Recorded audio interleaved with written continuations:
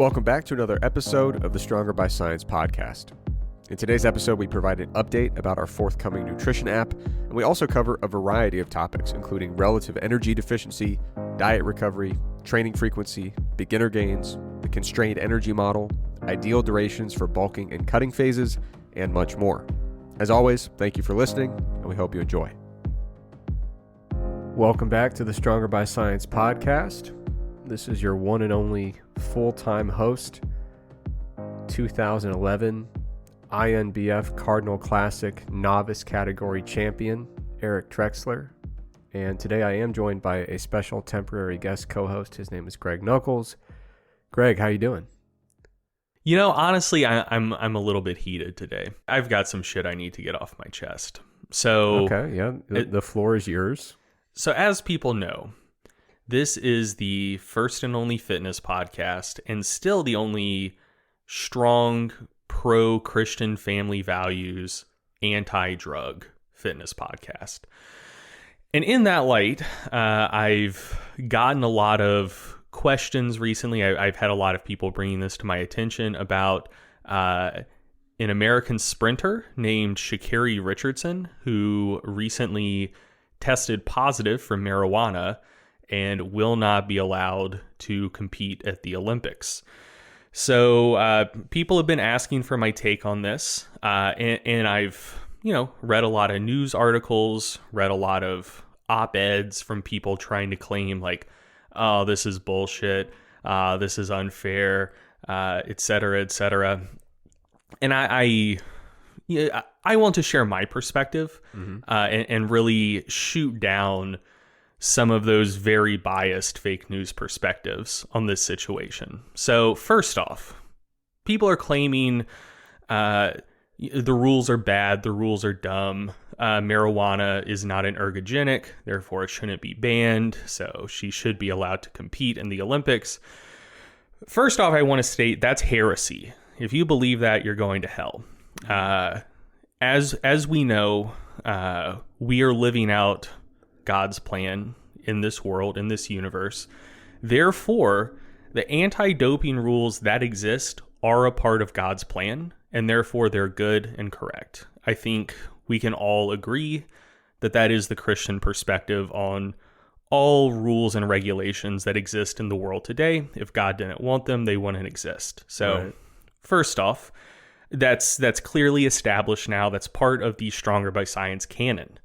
And in fact, the biblical canon. Second, I don't want this to be all doom and gloom. I think that there is a positive spin we can put on this. So Sha'Carri Richardson is only 21. She's young. She has her whole life ahead of her. She's probably got at least 2 more solid Olympiads that she could compete at if she's able to kick this habit and turn her life around. Get clean. Yeah. So here's a bit of maybe some scared straight tough love. Younger listeners to the podcast may not be aware of some of these characters I'm about to bring up, but let me take you on a little walk down memory lane. So one of the first Olympics that I was really, really paying attention to was the 2008 Olympics. And there was a swimmer there who a lot of people these days haven't heard of, but he was a pretty big deal at the time. His name was Michael Phelps. He actually broke the record for the most gold medals in a single Olympics. And pretty soon thereafter, pictures surfaced of him toking the reefer at a college party. And now no one's ever heard of him again. Dropped off the face of the map, as far as I'm aware, has done nothing else with his life. The wacky tobacco ruined what could have been a very successful career that ended up not being successful due to his crippling marijuana addiction. And so he went from number 1 in the world to just completely out of the field, as far as I'm aware. Yeah. There was also another promising young sprinter at those Olympics. Again, most younger listeners have probably never heard of this guy due to the effects that marijuana wreaked on his life. went by the name of Usain Bolt. Broke the world record at the Olympics, 9.69, beat the field by a mile. Pictures surfaced of him smoking marijuana soon thereafter. And again, ruined his career. No one's ever heard of him since. And, this is the Stronger by Science podcast. We care about bodybuilding, physical culture.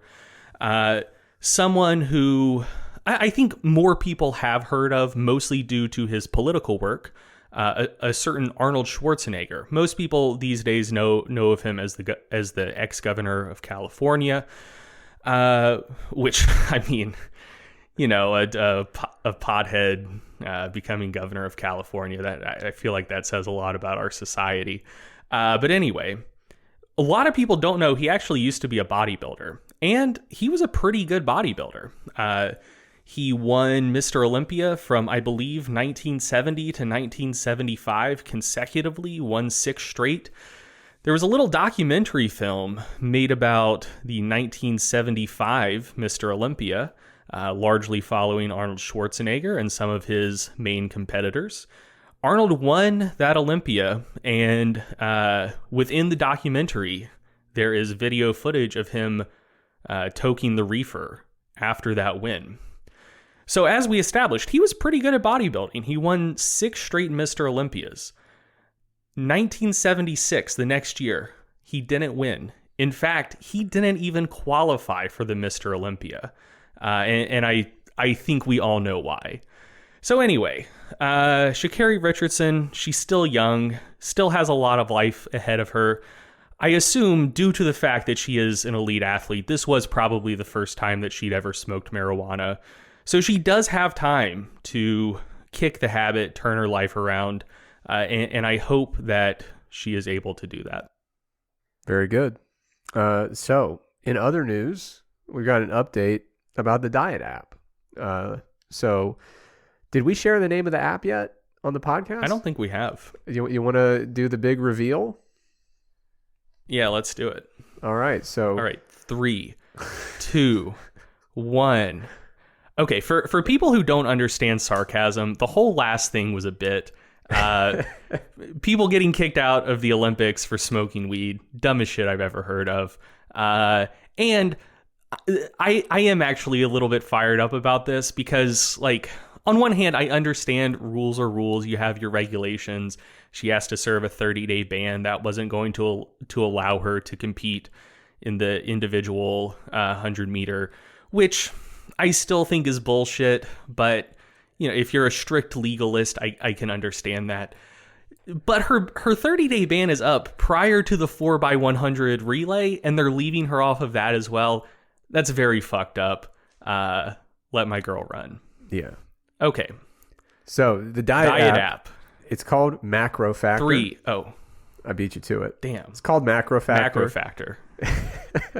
We're stoked about it. It's going to be awesome. We've got some beta testers picked out. Beta testing is going to start very soon, and we're probably going to end up launching the app in September. So we've got a coming soon page on the Stronger by Science website. We're going to link that in the show notes. If you want to poke around and see what the app is all about, check out the webpage. I think people are going to like it. They better. Yeah, they better. We've been working very, very hard. All right, Greg, how goes the road to the stage? Road to the stage is going swimmingly. I was 246.4 this morning, which I'm not sure how much that is down in scale weight from the last discrete day we recorded, but my trended weight is down 1.6 pounds since we last recorded, which is right on track. Nothing major to report, really.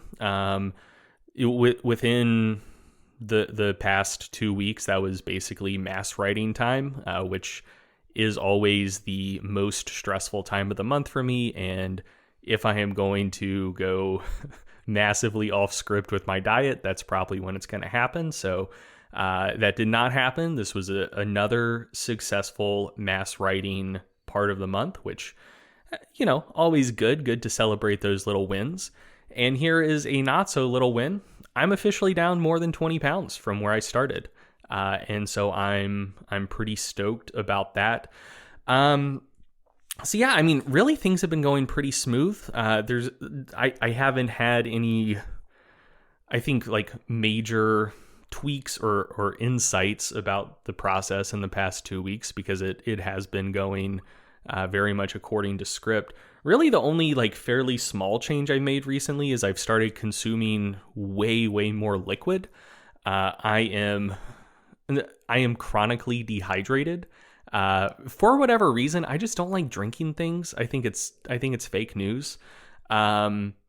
So I realized like maybe I should, mostly because I've been playing more basketball. And when you're playing basketball in a North Carolina summer outdoors and it's super humid, if you're dehydrated when the game starts, things are going to turn south pretty quickly. So started thinking like, maybe I should hydrate better.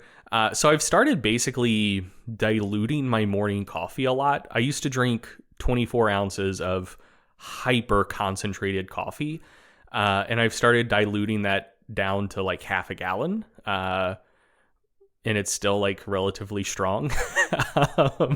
So yeah, half a gallon of coffee in the morning, then another 24 ounces of tea after that to round out my caffeine consumption for the day. Sucking down a lot of liquid in the process. So I've been a lot better hydrated, and I have found that that's helped reduce hunger pangs prior to dinner. Previously, I'd start getting like pretty hungry around 7, right around when we'd be starting to cook. But now I find myself not hungry prior to beginning to cook. So maybe it's helped with hunger management a little bit, but overall, it's having me feel pretty good. Awesome. That's good stuff. Now, of course, I'm not on the road to the stage. As I mentioned, I won the 2011 INBF Cardinal Classic Novice Division, so I think I've proved everything I need to prove on the stage. Is there competitive Buddhism? I'm about to make it competitive. Find someone more Buddhist than me. I dare you. It's very in line with the teachings, is to become ultra competitive about it. I mean, I feel like it kind of is, though.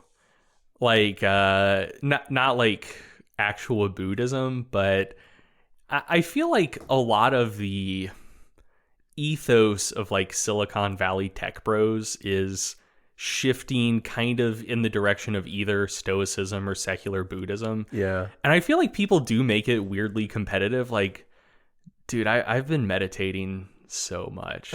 Yeah. Dude, I have too. I've been meditating like 2 hours a day. It's like, oh man, dude, I remember when I was meditating 2 hours per day, but I mean, I've recently upped it to 3 and I'm feeling so centered. Yeah.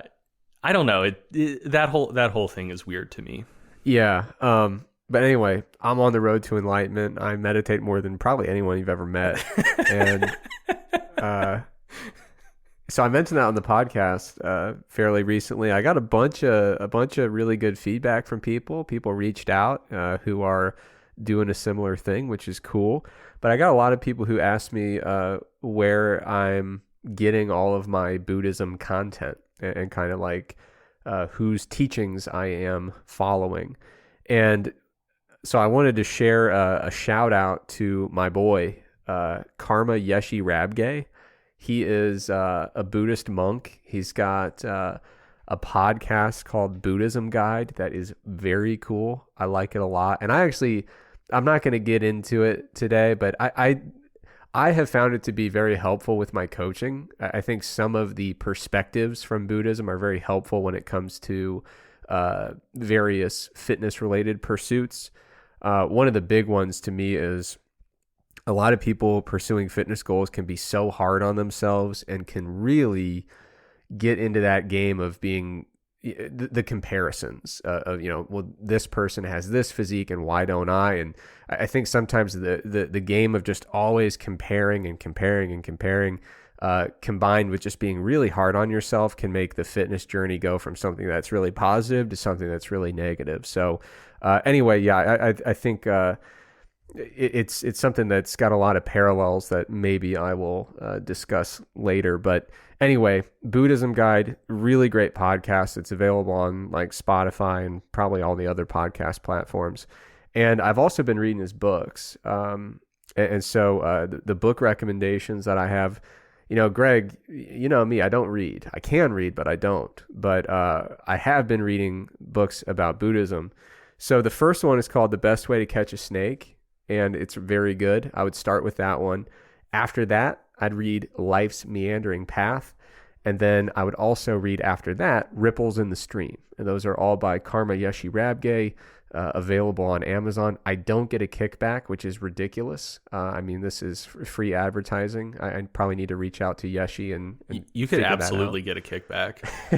We're part of the Amazon affiliate program. We could drop Stronger by Science Amazon affiliate link for those books. Oh, well, there you go. Well, I think we've made a grand total of like $24 off, because the only Amazon affiliate links that we've sent out in any of our materials ever is in the introductory emails to the email course. We recommend some textbooks, and we include the Amazon affiliate links to the textbooks that we recommend, which I feel like is the least slimy possible affiliate marketing. Yeah. But anyway, no one buys those fucking textbooks. So we've made basically $0 on the Amazon affiliate program, but we technically are members. Oh, well, there you go. But anyway, yeah, like I said, I've been getting a lot of the content that I've been listening to and reading from Karma Yeshe Rabgye. He's super chill. He's a Buddhist monk. He's currently living out in India, I think, but he is from the UK. So I think he's very skilled at kind of, because he is trained, in the Tibetan school of Buddhism. So he has, he's practiced a very traditional approach to Buddhism, but a lot of the content he puts out is, kind of repackaged in a way that people who aren't, very familiar with Buddhism, it's very accessible. And so he kind of specifically makes it for Westerners who don't have a lot of previous exposure to Buddhism. And I think it's really accessible and pretty cool. So if you're interested in checking it out, I highly recommend it. All right, Greg, what about Feats of Strength? Who's getting strong? Yeah, so the first feat of strength is a feat of mental strength. So a young chess player named Abhimanyu Mishra became the youngest chess grandmaster in history at the ripe old age of 12 years, 4 months, and 25 days old, breaking the record set by Sergei Karjakin, who played in the World Chess Championships against Magnus Carlsen a couple years ago. Previously held the record, but young Mishra just absolutely crushed it by about 3 months recently. There was an article on ESPN about this, and there was a little blurb in the article that I mostly wanted to talk about this just to mention the little blurb in this article. So, very impressive, 12 years old, already a grandmaster in chess. That's a very, very hard thing to do. But this article is talking about the challenges he's faced in ascending to grandmaster status at such a young age. So it's talking about him competing in chess tournaments when he was really young. And so just listen to this paragraph. Abhimanyu was introduced to chess pieces through engaging stories by his father at age 2.5, learning the sport was all right, but as a young boy at tournaments, the struggle was to match the physical stamina of players at least 5 times older than he. In a winning position, with a pawn up at the New Jersey Open, a 5.5-year-old Abhimanyu once found himself struggling to stay awake at the board past midnight. Quote, his opponent obviously figured, there's no way a kid this young can go till so late, so he just stalled and didn't play a move for a whole hour. Heeman said, looking back. Abhimanyu kind of wanted the tournament to end, so he offered a draw. His opponent turned it down and was like, no way, I'm winning this. Which, honestly, that's one of the most insane things I've ever read about anything competition related. This is a grown-ass adult competing against, I can't even say a kid, a child, a small child, 5 years old. Can't beat him at the actual game. So he's like, I'm just gonna wait him out. My adult brain can stay awake and functioning longer than his baby brain. Like, dude, if you get to that point, if you're playing against, someone who's that young, but that obviously gifted and has worked that hard to get that good at a sport, I don't believe in letting kids win things, but at that point, you're not letting them win. You're just getting your ass kicked by a prodigy, which is, I feel like, kind of like an honor in a way, because if you're good at something and a 5-year-old is beating you, that kid's going to be really fucking good one day. So if nothing else, you're going to get a story to tell. But like, dude, so it's one thing to lose to a 5-year-old. It's another thing altogether to use fucking psychological warfare to beat a 5-year-old. At that point, just hang it up. Go home. Like, whatever you're doing is not for you. You're clearly not good enough at it, and also you're not you don't have the competitor's mindset. Like it's one thing to say like, I'm going to win at all costs when you're facing another adult. If that's the mindset you take when you're competing against a child, just walk away, Hard disagree for me. Walk up to my chessboard, you're gonna get 100% of my effort. That includes psychological warfare, no exceptions. I'm just saying, like, oh yeah, I'm playing a 5-year-old kid. How late do I think he can stay awake? Probably not past 1 a.m. All right, well, I'm just gonna keep an eye on my watch and just smoke him out. I'll wait it out. I will do anything it takes. But So I tell anyway, you what, this whole story, it really gets under my skin. I'm still pissed off about that show, The Queen's Gambit. Dude, so it's not a game. Like, when I say on the podcast that I hate works of fiction and I have no patience for them, I mean it. I don't enjoy fiction. And so my girlfriend and I were watching The Queen's Gambit, which was a television show, a documentary, so to speak, about a young woman who was a chess prodigy and had a very successful career. And it kind of documented her rise to prominence in the international chess scene. And throughout the whole first season, I was waiting. I was going to go to her Wikipedia page and learn more about, her life, some of the details, see how well they did documenting and retelling the story. Dude, I get to the end of it and realize this was not a real person. As it was told in the story.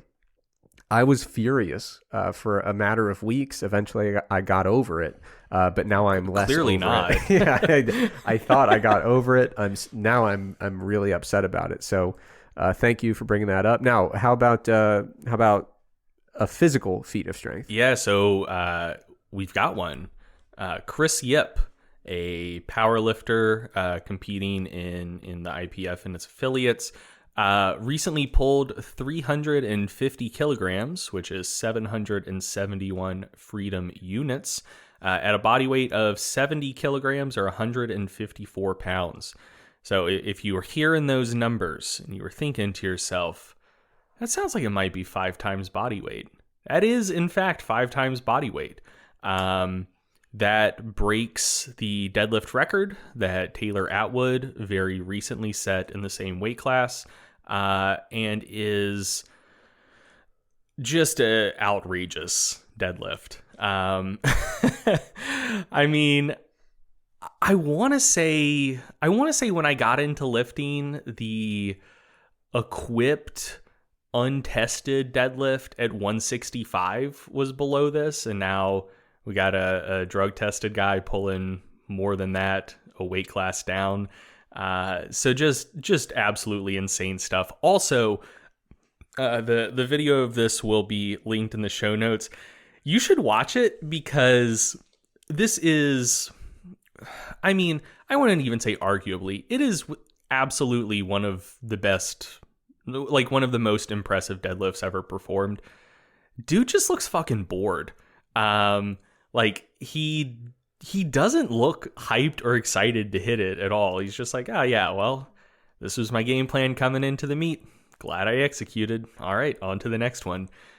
So, tremendous technique, and he seemed to approach it with the mindset of not, oh, I'm about to accomplish this huge thing. I need to get hyped for it. It seemed more like, yes, I've prepared for this, and I am going to do it. And boy, did he. So congratulations to Chris. Very nice. So this episode of the podcast is going to be pretty Q&A heavy, but I did have a very, very brief research review that I wanted to mention. So one of the topics that I write about a lot and speak about a lot on podcasts is metabolic adaptation. And in this research review, I want to talk about two syndromes, for lack of a better term, that are very overlapping. So, when we talk about metabolic adaptation, you also see a lot of literature about relative energy deficiency in sport. Relative energy deficiency in sport is focused on slightly different ramifications of the same general concept, in all honesty. So, like I said, these two situations, these two syndromes are very overlapping because they often occur simultaneously. But basically, what happens is someone has low energy availability. And so I come from the physique athlete world where a lot of times, we're trying to get really lean for a competition. Body fat stores get lower. We're exercising a lot. Caloric intake is low. So, we have low energy availability, both in terms of short-term storage and long-term storage. So the metabolic adaptation side of the coin often focuses on more physique-related dieting, and usually you're looking at aspects or ramifications of that relate to energy expenditure. So reductions in non-exercise activity, reductions in total energy expenditure, and dysregulation of hunger and satiety cues. A lot of times satiety goes down, hunger goes up, and overeating can become quite a big challenge there.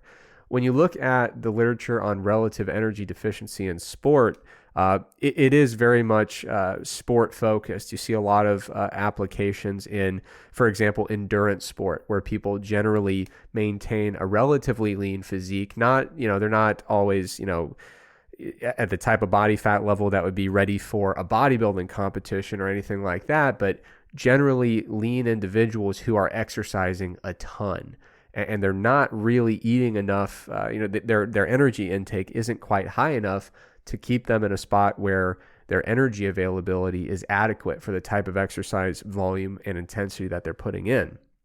And so, of course, when you're looking at it from that perspective, the issue is still low energy availability, but a lot of times the emphasis there is on more sport-focused outcomes. So one of the examples is a lot of the commentary related to relative energy deficiency in sport is looking at bone health. A lot of times you'll see that a chronic period of heavy training with low energy availability and relative energy deficiency will result in a higher prevalence of stress fracture. So it's extremely common endurance athletes to see high prevalence of lower body stress fractures because of this combination of high training volume, insufficient recovery, and low energy availability. So you can see how these two, these two related syndromes kind of overlap and share the same kind of common origin to an extent, which is there's not enough energy. The body can sense that via inputs to the hypothalamus, and then the hypothalamus dictates a number of different responses. The hypothalamus is really the origin point for several different hormone cascades. So low energy is sensed in the hypothalamus due to low body fat, due to insufficient energy intake relative to energy expenditure. And so then we see things like reductions in thyroid hormone, reductions in energy expenditure, reductions in sex hormones. And then, down the line, we see obviously side effects related to libido, reproductive function, bone health, a whole variety of unfavorable outcomes that we associate with this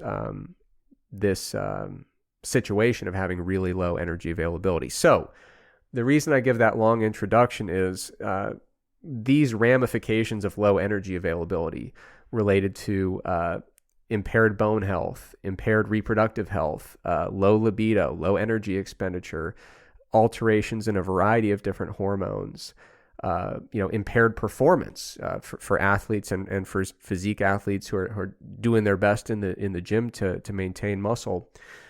We see these unfavorable side effects, and a lot of people want to know, what do I actually do about that? And there was a recent review paper by Kweekman and colleagues. It was called A Review of Non-Pharmacological Strategies in the Treatment of Relative Energy Deficiency in Sport. And the reason I wanted to highlight this paper is because it went beyond the superficial, obvious stuff, right? So if someone comes to you and says, hey, I've got, low metabolic rate, I've got, all these different outcomes related to relative energy deficiency, metabolic adaptation, the whole kind of, syndrome here, what can I do about it? A lot of times the easy answer, the most superficial thing is, oh, it's easy. Get into a really big caloric surplus, cut your training volume a ton, and gain a whole bunch of fat. Like, that will take care of it, All right, great segment. Moving on.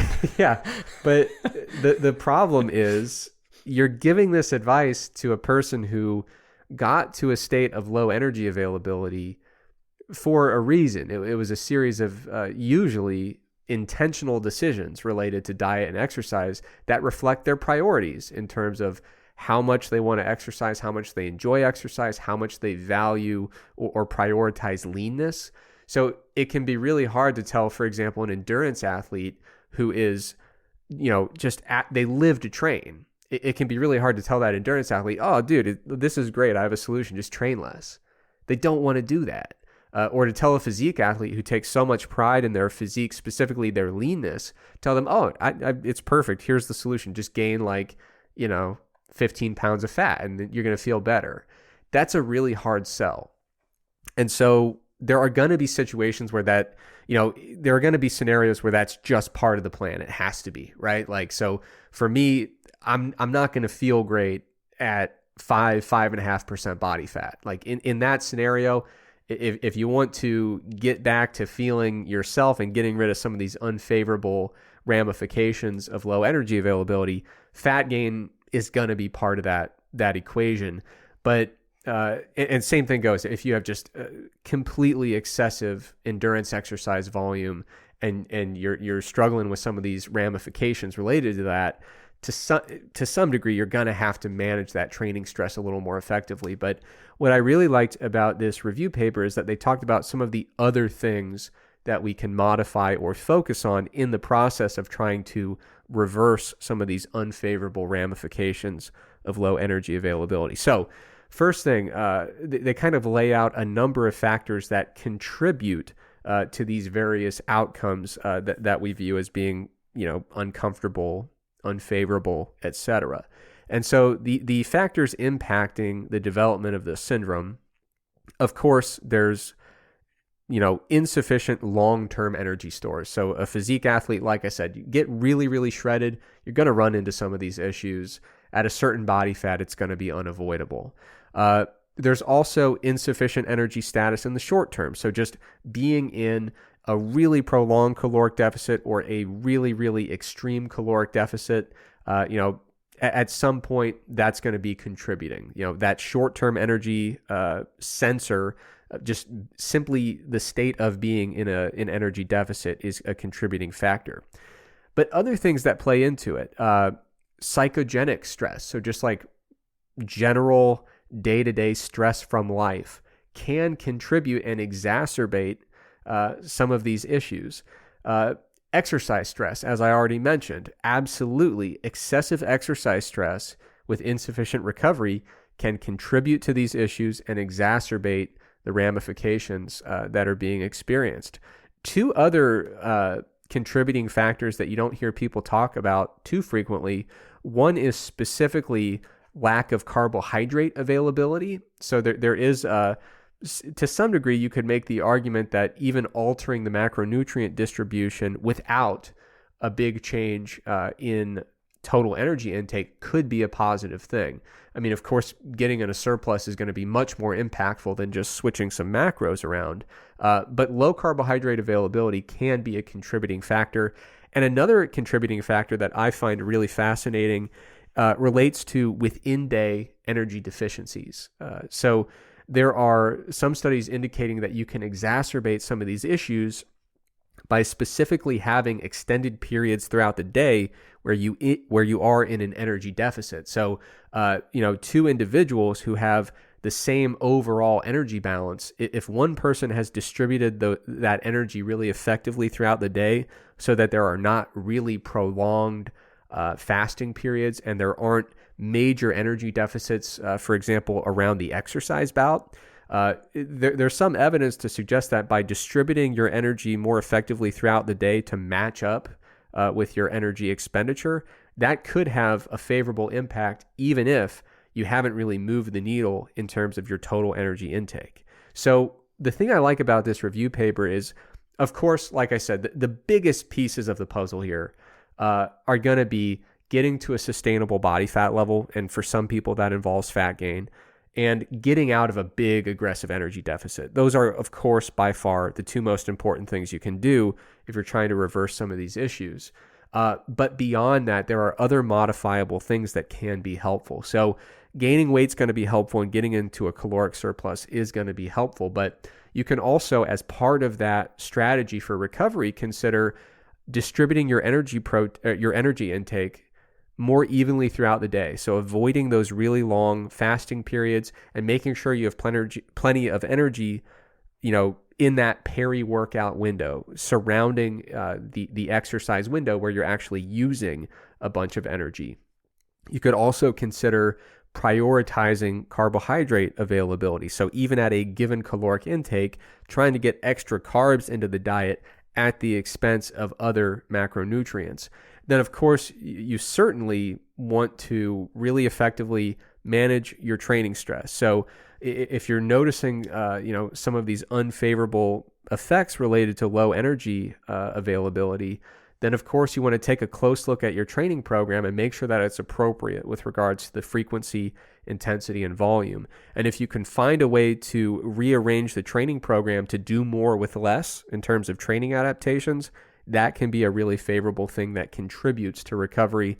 And then another thing that people, I think, often overlook is better management of psychological stressors. So just day-to-day normal life stressors that can have a contributing effect when it comes to some of these unfavorable symptoms or outcomes. So like I said, I think everybody intuitively understands that if you're at an unsustainably low body fat, gaining some body fat is going to be an important part of recovery. If you're in a huge deficit, getting out of that huge deficit, getting to maintenance, or even better, a surplus, is going to be part of the recovery process. But there are these other factors that aren't talked about as frequently that can be part of a comprehensive solution to try to recover from this state of relative energy deficiency. So if you want to read more about recovering from like a really intense diet or recovering from some of these things related to relative energy deficiency, if you go to strongerbyscience.com/metabolic adaptation, there's a hyphen between metabolic and adaptation. I'll link it in the show notes. I talk a little bit about recovering specifically from a really intense fat loss diet. I talk about how long it takes for certain things to recover. So, for example, how long will it take for thyroid hormone to get back to normal versus testosterone versus restoring a regular menstrual cycle? These things follow different time courses. So I go into a little bit more detail about that stuff in the article, and a relatively generalizable time frame that you can expect in terms of recovery. Of course, recovery is going to depend on the approach you take. So if you take a very, very conservative approach to recovering from a diet and you don't really allow yourself to regain a lot of weight and you don't allow yourself to get into a big calorie surplus, then you're going to delay that recovery timeline. So the time frame I give in the article is obviously approximate, and it's subject to a great deal of variability based on how aggressive you get with recovering from the diet. But I also I've got a figure in the article that talks about, if you're trying to figure out, do I need to, go really aggressive and try to go for a very fast recovery from this diet or this state of low energy availability, or should I take it slower and go a little more conservative? I have a figure in the article that kind of says, if these characteristics describe you, you really want to get on top of this. You might want to go a little bit more aggressive with your calorie surplus, maybe allow yourself to regain a little bit more weight and do it a little bit more quickly. But in contrast, if these characteristics describe you better, then maybe it does make sense to take a slower approach and a more gradual approach to that diet recovery. So there's a lot of stuff that goes into this, but if you have an interest in reading more about it, like I said, that article goes into detail about how to recover from a diet or how to recover from a state of relative energy deficiency and what that recovery process entails. So props to these authors of this review paper by Kweekman and colleagues, and I'll link the paper in the show notes as well if you want to take a look for yourself. Makes sense to me. All right, Greg, I'm looking at the outline. All I see here is frequency update. I have no idea what we're getting into. Yes, I've got a little research review as well. Probably won't go quite as long as yours, and then we will get to questions. I think I went the right amount of time. Sure. Anyway, so there was a recent meta-analysis published by Cuthbert and colleagues titled Effects of Variations in Resistance Training Frequency on Strength Development in Well-Trained Populations and Implications for In-Season Athlete Training, a Systematic Review and Meta-Analysis. And so this paper was exactly what it sounds like. It was a meta-analysis looking at the impact of training frequency on strength development in trained lifters. So back in 2018, I wrote an article for Stronger by Science that was basically a non-peer-reviewed meta-analysis looking at the impact of training frequency on strength gains. And in that article, I concluded basically that there did seem to be a small but significant effect of frequency on strength gains, such that higher training frequencies tended to coincide with slightly larger rates of strength gains. So this 2021 meta-analysis in fact, found that there did not seem to be any significant impact of training frequency on strength gains.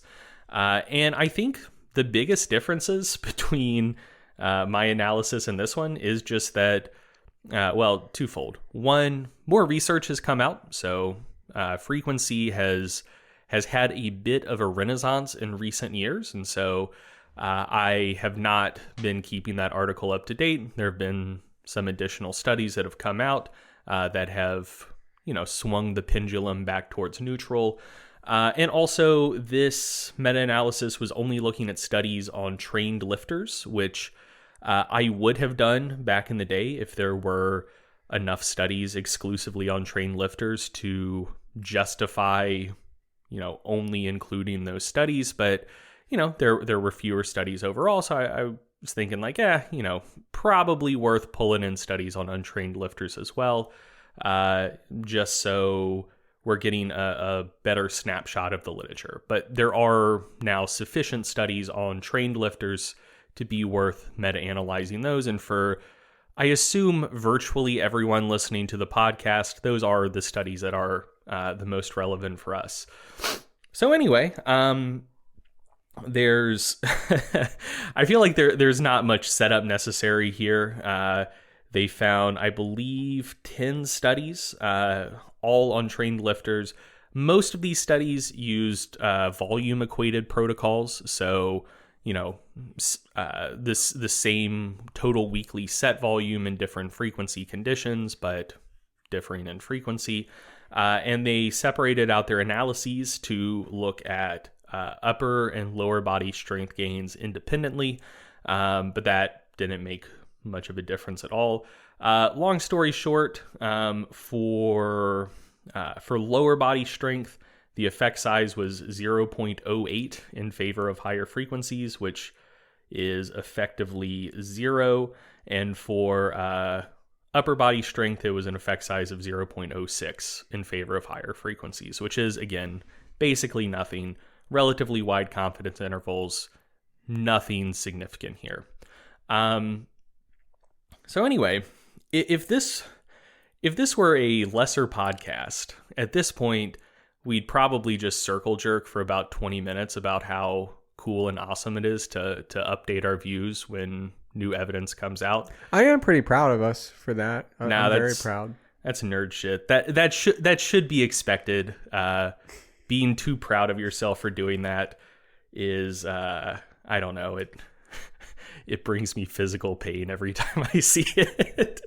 I mean, I adopted the Buddhist perspective of non-self, so I really don't have anything to defend when it comes to these types of arguments. Yeah, fair. Yeah. But yeah, so, the official Stronger by Science party line related to frequency is changing.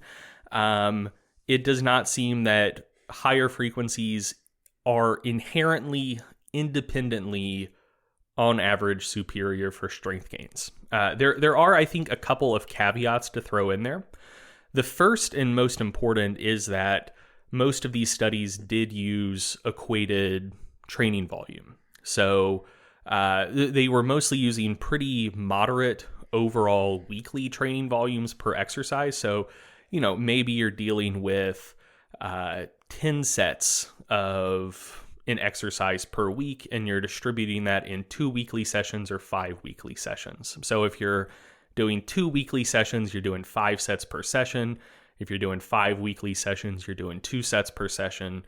But in neither of those circumstances are you dealing with ridiculously high single session training volumes.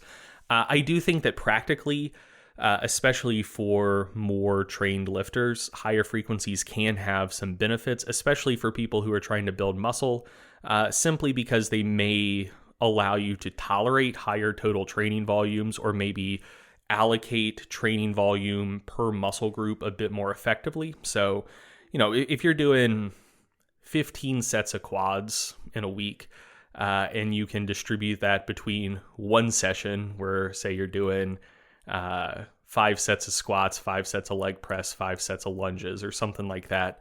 By your last set of lunges, dude, your quads have tapped out 6 sets ago. And that's probably not going to be super high quality training you're getting in there. There have also been some suggestions that the efficacy of per session volume kind of hits the point of diminishing returns around somewhere in the neighborhood of maybe 10 sets in a training session. Not that higher per session volumes than that are necessarily bad, but that, you're not getting that much out of, say, the 11th set. So, in a situation like that, if instead of doing all 15 of those sets in one training day, if you split that up to 5 sets for quads across 3 training days, with higher total volumes, maybe you would see more efficacy from higher frequencies. And also, like I said, higher frequencies may just allow you to tolerate higher total training volume. So, 15 sets, I think that's kind of near the limit of what one might reasonably be expected to do for a single muscle group in a single training session. But if you find that, hey, I'm not really responding to that anymore, maybe I need to go up to 20 weekly sets for a given muscle group. Like at that point, your single training session is becoming kind of ridiculous. And so by splitting it into multiple sessions for that muscle group, that might help you just tolerate higher total weekly training volume. So, I think that when frequency isn't the only variable being manipulated, maybe practically there are some reasons you might favor higher frequencies. And to be clear, like I said, most of the studies in this meta-analysis use like pretty moderate volumes, the types of volumes that are probably adequate for most people most of the time. So I'm not using this as an argument that most people probably need more volume and more frequency than was included in these studies. Like for the most part, like I think 8 to 10 sets per muscle group per week is a pretty decent starting point. And if you wanted to do all of that in a single training session, that is probably a perfectly fine thing to do. That's not ridiculous single session training volume. But yeah, so I think that there might still be some applications for higher frequencies. And the second thing is, within a single study, and even more so in a meta-analysis, we're interested in we're interested in whether something is producing superior results for most people on average. And so frequency, I think, is a variable that is... I think it's a variable that has a higher degree of like inter-individual variability in terms of what people respond well to compared to other variables. I would need to look up the citation again, but basically there's a type of figure that you often see in within subject unilateral training designs, where basically, say you have one leg assigned to one training protocol, one leg assigned to another training protocol, and then you can graphically represent each individual's responses. And so you have a line of identity where basically it's the equation is x equals y, so slope of 1, cutting through the xy plane diagonally, and you have each individual's results plotted on that xy graph. And if a point falls close to the line, that tells you like, hey, their two legs got pretty similar hypertrophy results from both of the programs. And if you see a point falling way above the line or way below the line, that says like, oh, that leg got considerably better results from program A versus program B, or program B versus program A. So that's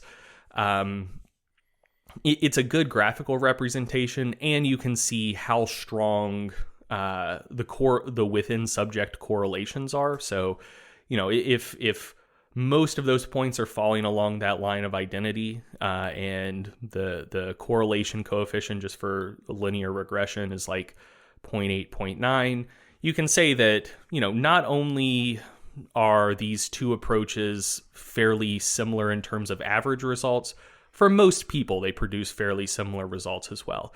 There was a study, there was a within subject unilateral study a couple years back that had a figure like that, and it had the most spread around the line of identity that I've seen in a within subject unilateral study.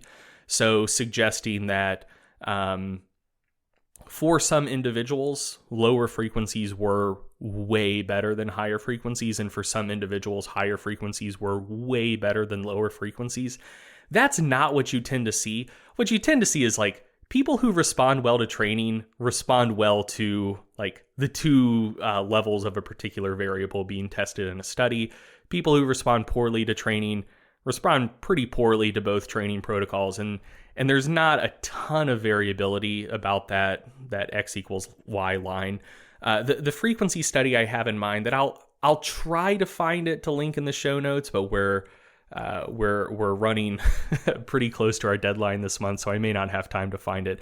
But it did have the largest spread that I've seen in a study like that, where it seemed like higher frequencies way better for some people, lower frequencies way better for other people, which, again, third time I've said this, that is not what you tend to see in studies like that. So I think that pretty much every training variable is ripe for individual experimentation, but I think frequency is perhaps the number one variable where you need to trust your own personal experimentation maybe over the science. So if the science is saying higher frequencies, lower frequencies produce similar results on average, you absolutely should not interpret that to mean higher frequencies and lower frequencies will produce similar results for me.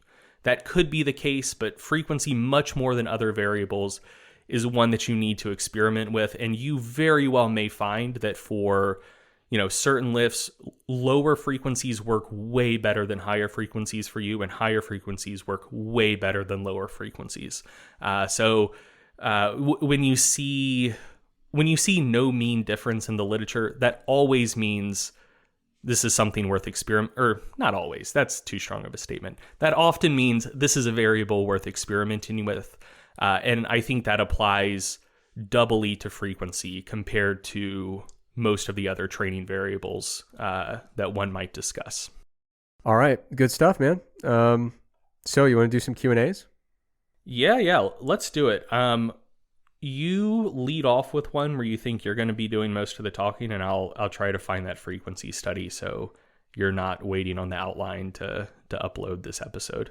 Cool. Yeah, I'll do a couple. So got a bunch of questions this week. So the first one is from Fit by Psy, and the question is: if a trainee has spent a few years in the gym, making minimal progress, poor diet, poor programming, and so on, is there any literature to suggest that their window of newbie gains isn't lost? So basically, the question is, can you still have like a beginner phase where you get really rapid and precipitous gains, even though you've been lifting for a few years?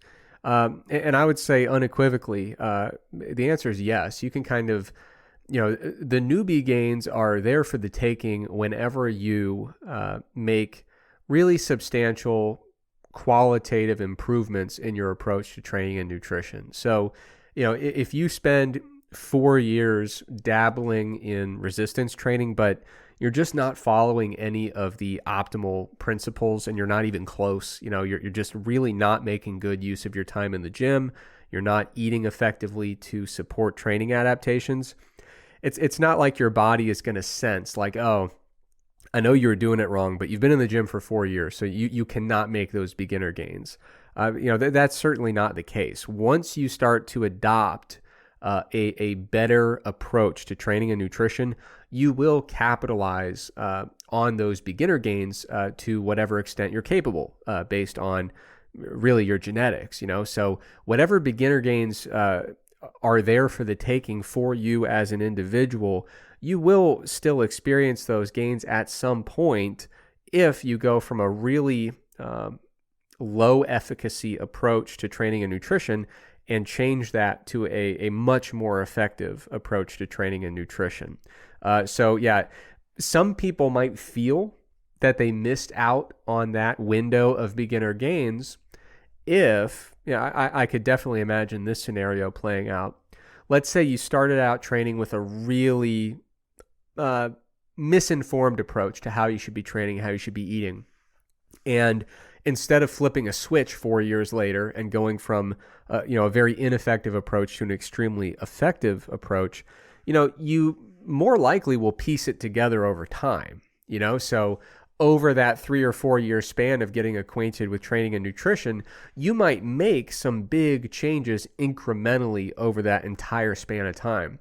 So you might feel like you never had a huge wave where you got, this really rapid, expansion of your gains where you gained a ton of muscle and a ton of strength in a short period of time. But the reason that you might perceive that you missed out on that window is because you just drug that out over a 3 or 4 year period of making gradual improvements to your programming rather than a really huge change where everything kind of changed at once.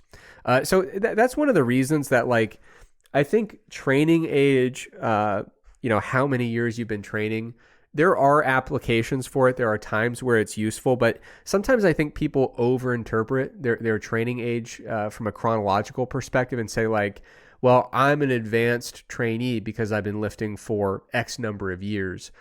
For me, for example, I started lifting when I was 12. I was old enough to be, a chess grandmaster apparently, but not old enough to know what the hell I'm doing in the gym. And so, yeah, I mean, from the age of 12 to like 16, I was in there, breaking a sweat, doing hard things, but not eating in a really effective way, not training in a really effective way. So, I had kind of a second wave of beginner gains when I was probably 16 or 17. And then when I was 19 and I figured out, or 18 or 19, I figured out what food was. I started eating. Then I had another wave of really, really precipitous gains. And so, I could have at the age of 18 said, dude, I'm super advanced. All my big gains are behind me because I've been lifting for 6 years. But the reality was it wasn't 6 years of high quality training. It wasn't 6 years of high quality dieting. I didn't hit puberty really until a couple years into it anyway, right? Like, I mean, you hit like your peak muscle growth. A lot of guys probably hit that in the 15, 16 range, I would think, right? Not when you're 12. I mean, not for you. I mean, maybe not for you, yeah. Yeah, I mean, you had a beard when you were like 8. When I was 10. Yeah. But yeah, so like, basically, I think some people overinterpret their training age and say, well, you make all your gains in the first 3 years and I'm past that. But if you make really substantial improvements to your approach, you probably can initiate a pretty notable improvement in your progress, even if you've been in the gym, for several years.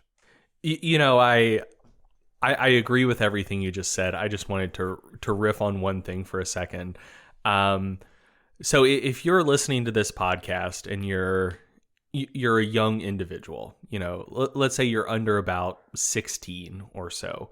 I've had a fair number of pretty young lifters message me, and man, I need to get on with this story quickly because I feel like that's a very suspect setup. But no, they'll be like, I've been lifting for a couple of years and I really haven't been building much muscle, and like, am I doing anything wrong? And I'll just ask them, like, has your voice started changing yet?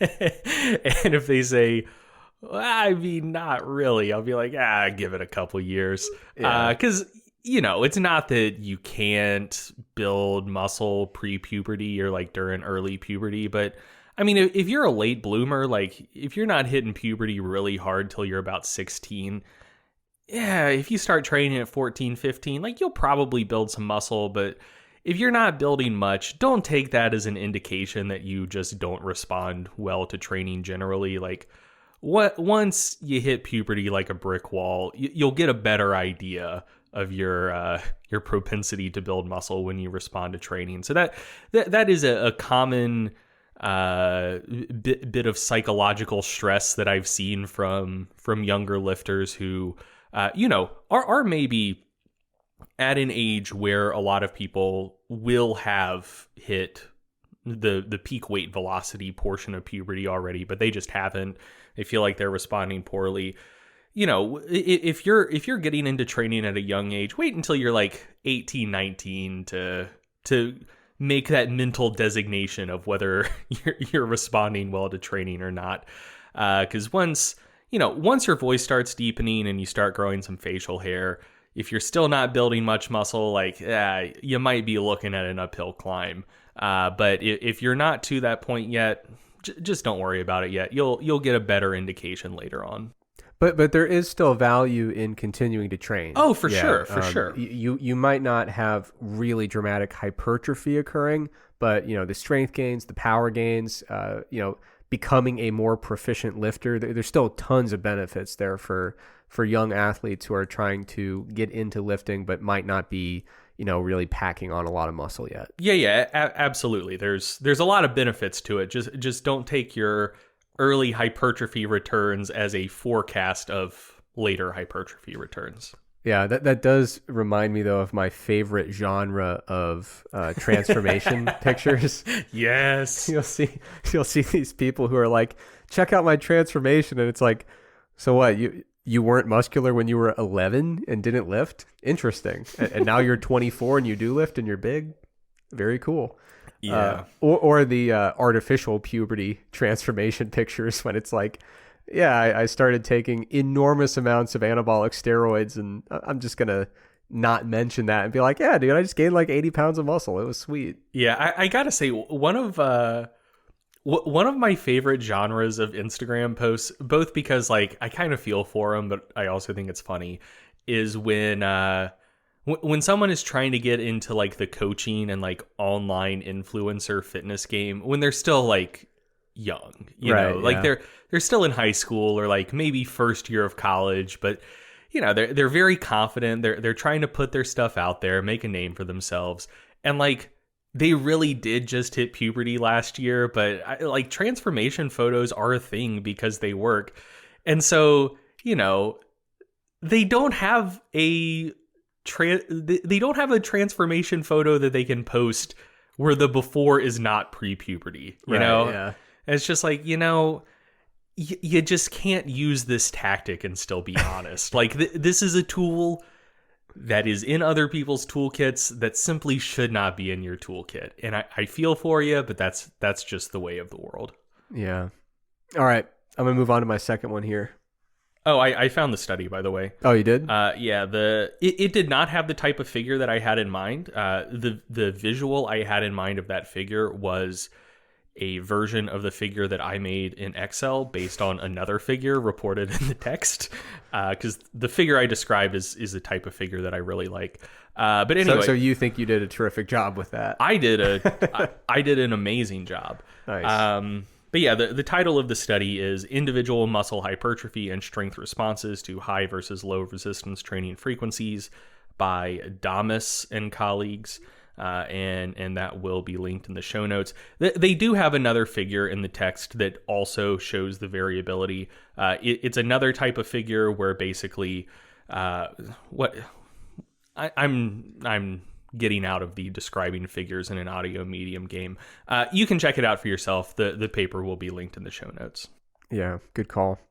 All right, so I've got a question here from Dutch Curl Bro. And the question is, what is your take on short bulking and cutting cycles, like alternating between a 3 or 4 week bulk and then a 1 to 2 week moderate deficit? So 3 or 4 weeks of bulking, 1 to 2 weeks of cutting. The question then says, it seems like in theory, shorter cuts should reduce metabolic adaptation and frequent cuts should reduce the net amount of fat that you put on throughout your consecutive bulking phases. So I am not a big fan of doing these really short bulking and cutting cycles back and forth. That's not, it doesn't necessarily mean that they can't be done effectively or that they can't work. It's just not the approach that I like to take. The first thing I want to mention is I disagree that shortcuts would reduce metabolic adaptations. I think probably the more notable aspect of a diet related to metabolic adaptation, I would think, is the size of the deficit rather than the duration. Of course, if you have an enormous deficit for a very long time, that's going to be tough. But I don't think I agree that a larger, shorter deficit is going to attenuate metabolic adaptation when compared to a smaller deficit for a longer period of time. So I would disagree with that particular aspect of the question.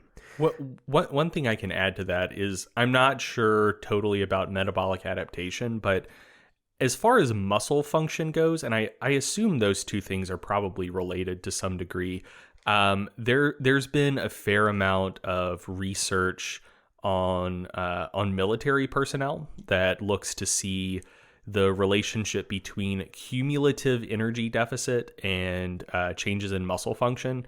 And it seems that basically the predictive factor is cumulative energy deficit. And whether that's a modest deficit over a matter of months or a really severe deficit over a matter of weeks, if the total cumulative deficit is similar, the effects on muscle function are similar.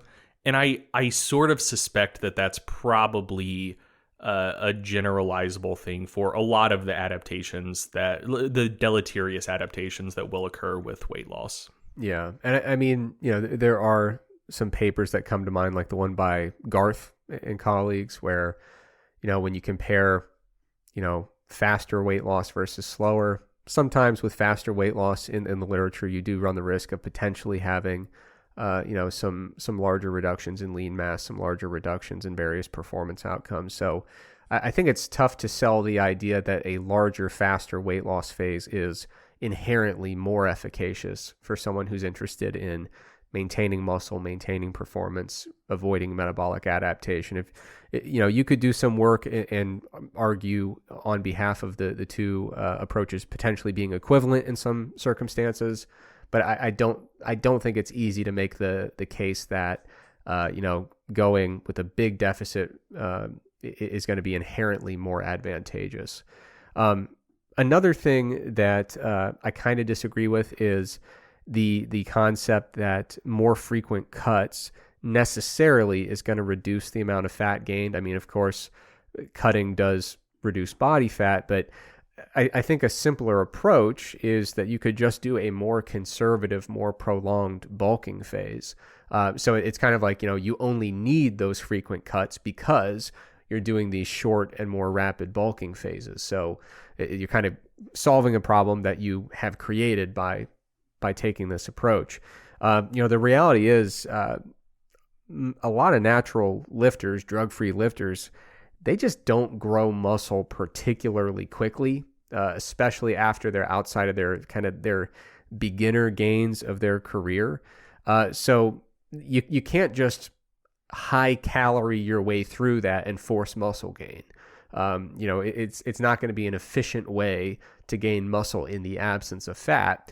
And based on, this individual's question talking about doing these frequent cuts, I assume that they're placing a priority on leanness to some degree.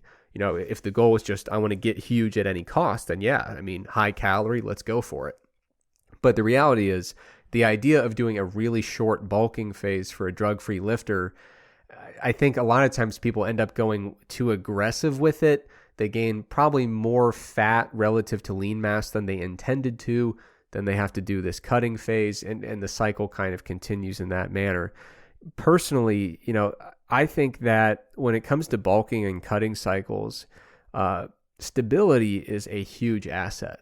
So when I start working with a client, what I like to do is establish a baseline, get a really good understanding of exactly how much energy does it take for us to maintain body weight, or to gain weight at our intended rate of weight gain, or to lose weight at our intended rate of weight gain. But that stability day to day, week to week, month to month is a huge asset. It introduces a level of predictability to the approach that makes the future changes to calorie intake or macronutrient distribution, it makes them so much easier and so much straightforward. When you have this very clearly established trend, you can see over time, not just the rate of weight gain or weight loss, but also the content of the weight gain or the weight loss, the actual composition of the tissue being gained or lost over time. It's a much more nuanced and more predictable approach than just saying, hey, the next 3 or 4 weeks, let's just go for it. We're going to eat like crazy. We're going to spend a lot of time in the gym, and whatever happens, happens. Obviously, I'm kind of straw manning the approach there, but you get the idea. I like to keep things predictable and take a gradual approach that matches basically what we can realistically hope to achieve as a drug-free lifter, but also allows us to assess that progress over time and make adjustments as needed. And I think when you have these really rapid phase shifts that often involve bigger surpluses and bigger deficits on the other side, I think you sacrifice a lot of that stability and a lot of that predictability. And I think you just end up doing a lot more oscillation than you really need to. I think the potential benefits of taking these bigger, more aggressive approaches with more frequent phase shifting between bulking and cutting, I think the cons outweigh the pros, and I much prefer to take a slower, steadier approach when I'm working with clients or when I'm trying to change my own physique. Can I say something vaguely cynical? Sure. There's a part of me that wonders whether these types of strategies are just kind of a response from nutrition coaches that want to justify their rates basically, and Like we're always doing something. yeah, like we got to make more frequent changes, and we need to complicate things, because otherwise how will we justify people paying us? Well, I will say that this is definitely the type of thing that can help you, would theoretically help you really capture a client's interest. Yeah. Where it's like, we're always on this short-term mission, full steam ahead. Yeah, I get what you're saying. Yeah, I don't know the degree to which that's purposeful, or if people are, find that, hey, my clients like shifting phases more and more, so now let's kind of back calculate a rationale to justify this. But I don't know. Doesn't sit right with me. Like that should not be that complicated, and I feel like ultimately you're just complicating what should be a fairly simple thing. Yeah. I would present the other less cynical side of that, which is if you were a coach, well-intentioned, and you noticed for a particular client, as you kind of alluded to, when I'm working with this client, they are so much more locked into the process when we have these shorter shifts in phases, when we do a quick bulk and a quick cut. And so if you're like, listen, the net effect of this is positive because they're more engaged with the programming, they're enjoying it more, they're adhering better. It could be a tool that you use to facilitate more client buy-in. But like you said, I'm sure there's also a sleazy way to do it where you're like, oh, you're going to discontinue services? You can't. We were just about to start the cut. Yeah. So... I don't want to ascribe ill intentions to everyone who does that, but I think that for some individuals, they might be there. Yeah. There's probably something to that. And one of the things I always think about when I view various strategies with regards to nutrition and altering body composition, the first question that always comes to my head is, have drug-free individuals basically stolen this as a way of mimicking less drug-free lifters? That's an awesome euphemism. But one of the things that comes to mind is like the really aggressive approaches to shedding water weight for like a natural bodybuilder that's about to get on stage. Yeah. Like, we've borrowed that. Or major carb loading after a workout to mimic exogenous insulin. Yeah, and it's like, people are putting down those carbs because they're taking enormous doses of insulin. Yeah. And they're not interested in immediately dying. But yeah, it's the same kind of thing where a drug-free lifter says, oh yeah, all the huge IFBB guys are doing it, so like let's go ahead and borrow that strategy. I wonder if, these really short, really intense bulks are like, there's certainly a more feasible thing to do if you have some pharmacological assistance. And let's say you actually could stand to gain, several pounds of muscle in a very short time frame. But I think for a lot of drug-free lifters, especially later in their lifting careers, that kind of approach is pretty off the table. Man, when I learned that a lot of like the traditional quote unquote bro science nutrition advice was largely just like a result of accommodating steroid usage, so many things made so much more sense. Yeah. I think like one of the biggest ones is, if you look at like the most traditional bodybuilding diets, a lot of them are going to be like pretty low fat, a lot of vegetables, very, very quote unquote clean. And like the whole concept of like clean eating and bodybuilding, I've seen several older bodybuilder and like when you go back and look at like bodybuilder diets from pre-steroid era, that's just not what you see at all. And I've heard from several like older untested bodybuilders that like, oh yeah, that shift was solely because like we didn't want our liver to disintegrate and our blood lipids to be completely fucked up by the compounds we were using. And like if our blood lipids were going to be fucked up from all of the exogenous compounds we were using, we wanted to eat in such a way that would like delay our inevitable heart attack as long as possible. Yeah. And so it's like, oh, okay, that makes a lot more sense now. Yeah, that's a morbid way to look at it.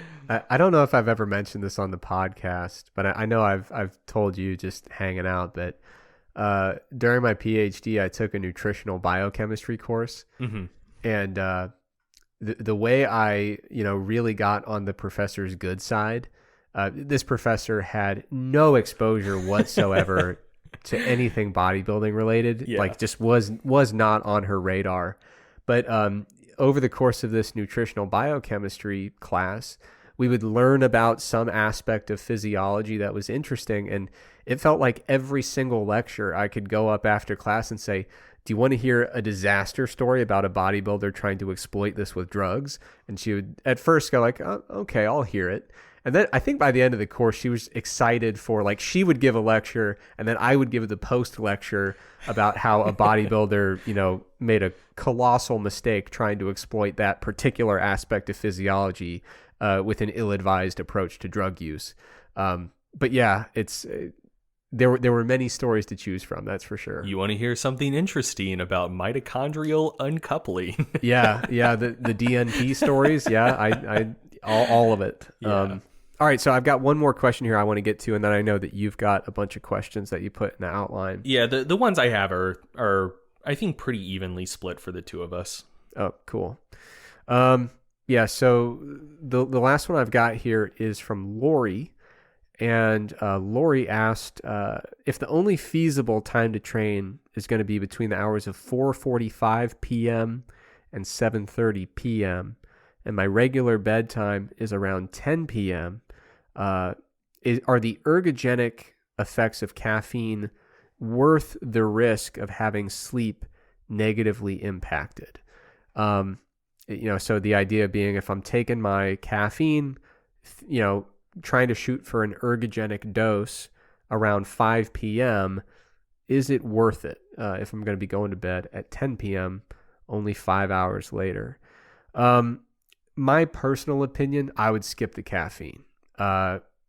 The half-life of caffeine, and again, this is the half-life, not the, completely eliminate it entirely from your system time frame. A lot of times you see it estimated in studies at 5-6 hours, sometimes as high as 8. So I just don't like the idea of ingesting really high doses of caffeine within, 4 or 5 hours of trying to go to sleep. I know for me personally, even though I'm a regular caffeine, I think a lot of people convince themselves, like, if I just abuse caffeine long enough and with great enough intensity, it'll be fine.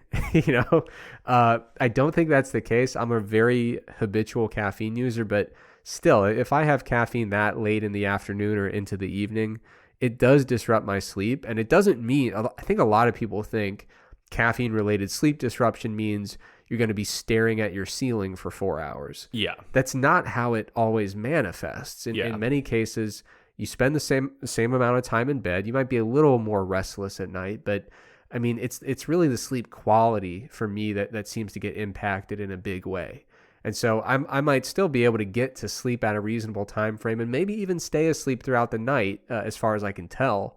But man, it really does impact my sleep quality, and I just feel like crap if I habitually consume the caffeine late in the afternoon and evening. And another thing to keep in mind is the ergogenic effects of caffeine. They're nice. It's a thing you can use, but they are not enormous ergogenic effects. It's a nice supplement when it comes to strength and power performance, but man, the value of sleep is so much more important than anything you're going to get from, 200, 300, 400 milligrams of caffeine, in my opinion. I agree wholeheartedly. All right, let's move on to some questions from the Facebook group and subreddit. So let's start with this question by Connor Mackin. What does you and Eric's cardio routines typically look like? Have either of you done any sort of marathons or races? I definitely have never done a marathon. I have actually done a sprint triathlon. It fucking sucked. because I am a very weak swimmer. If they put the swim portion on the back end of the triathlon, I think my total performance would be better, but I would also have a much higher risk of dying. So maybe the swim first is good, but I really struggled in the pool. And then the rest went fine. I mean, it wasn't fast. I don't remember my time. I finished definitely like in the middle, but like below the middle of the pack, kind of, or probably around 30th percentile for the race. But I did finish it. But yeah, that's the only, and that was like 11 years ago. That's the only endurance event I have ever competed in. Yeah, I don't have a structured cardio routine by any means. I go on a lot of pretty long walks. So generally at lunchtime, I'll go for about a 30, 45 minute stroll.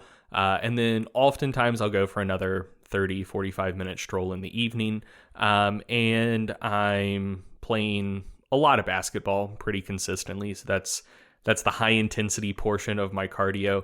I got to tell you, first time I got back on the court after like pandemic restrictions were lifted, full court was not fun.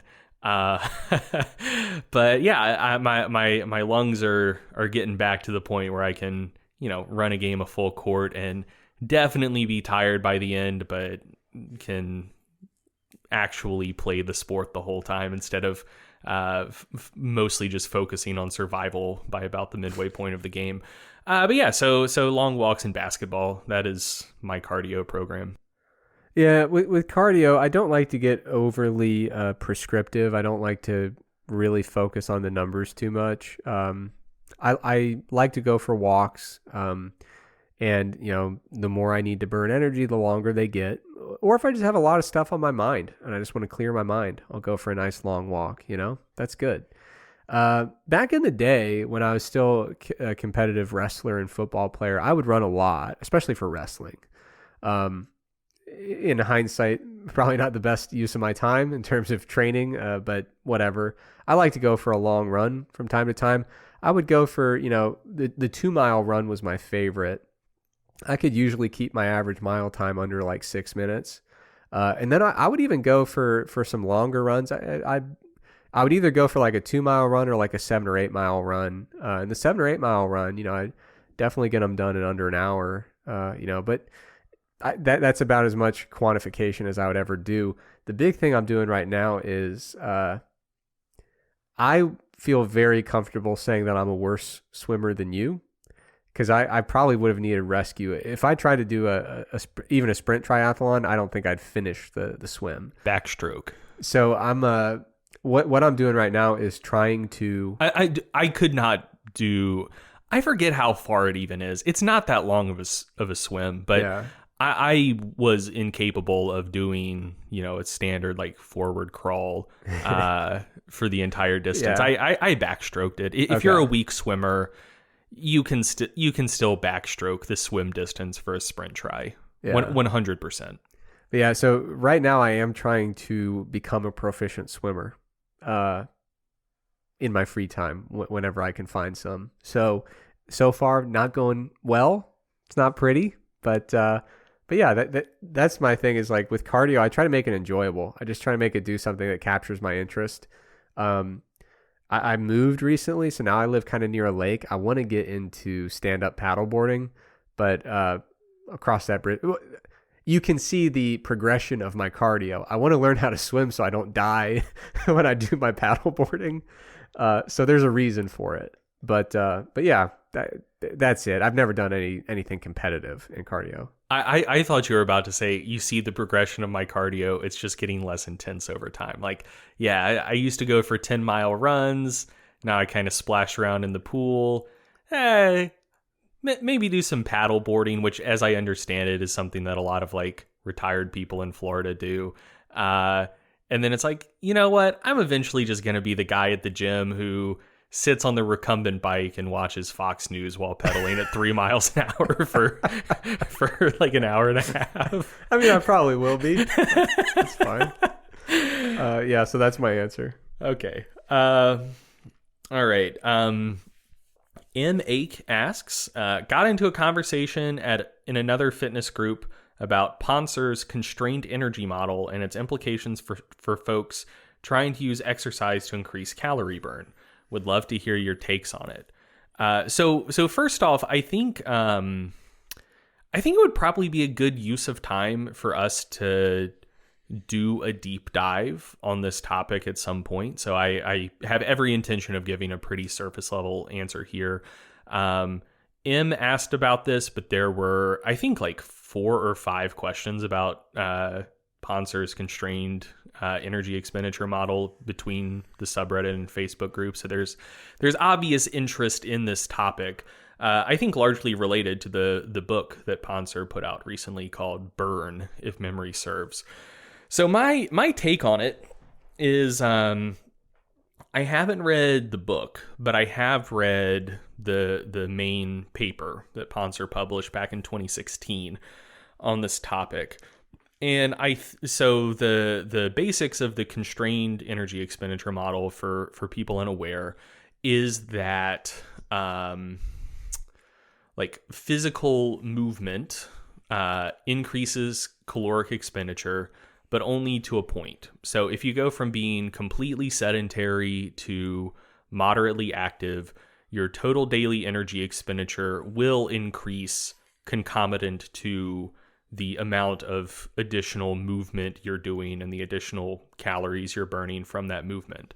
But after like a relatively modest level of physical activity, you start to see a plateau where further increases in physical activity throughout the day do not coincide with further increases in total energy expenditure scaled to lean mass or total body mass. So the possible mechanisms potentially explaining that are that, you know, outside of exercise, like your sedentary time might just become like way more sedentary. You know, if you're moderately active, then when you're not doing exercise or something, you know, moderately physical, you know, maybe you're still kind of up and moving around a little bit when you're at home and just chilling out in the evening. But if you were very active through the day, you get home, you sit on the couch, you pop a beer, and you don't move until you go to bed. You know, so like there are there are gradations of sedentary time.